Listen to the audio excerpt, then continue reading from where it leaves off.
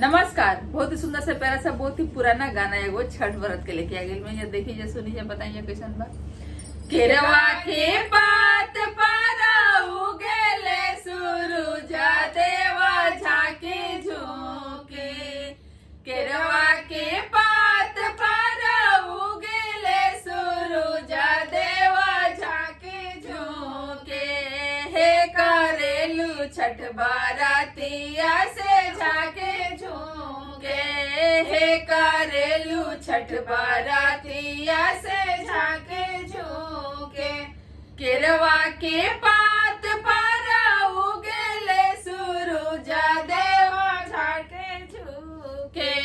हे करेलू छठ बारातिया से झाके झोंके। हम करेलू छठ बारातिया से झाके झोंके। हम तो से पूछी बारातिया ए बारातिया से केकरा लागी।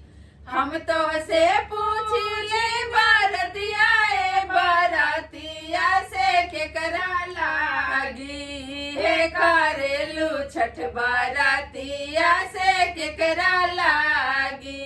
हे करेलू छठ बारातिया से केकरा लागी।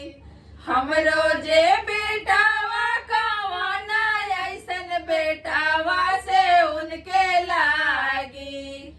हम रोजे बेटावा कवाना ऐसन बेटावा से उनके लागी। हे करेला छठ बारातिया से उनके लागी। हे करेला छठ बारातिया से उनके लागी। नरियर के पात पर उगेले सूरज देवा झाके झोंके।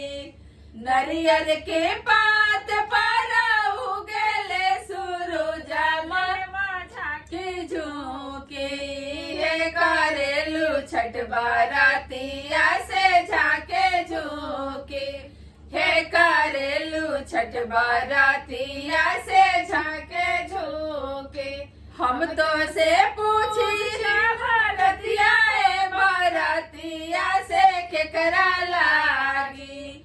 हम तो से पूछी बारातिया ए बारातिया से केकरा लागी।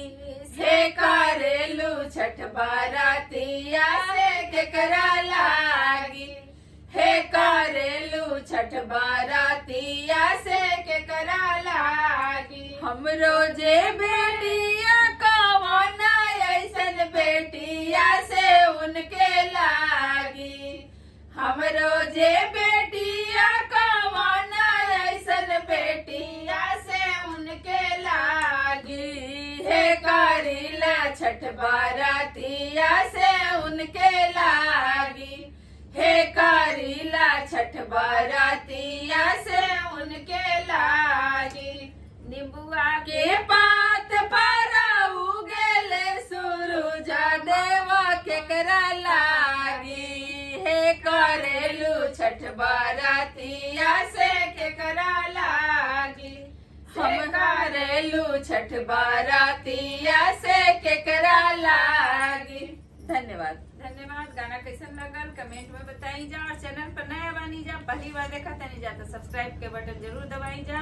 वीडियो को लाइक करी जा और शेयर भी करी जा। रिक्वेस्ट बा। धन्यवाद।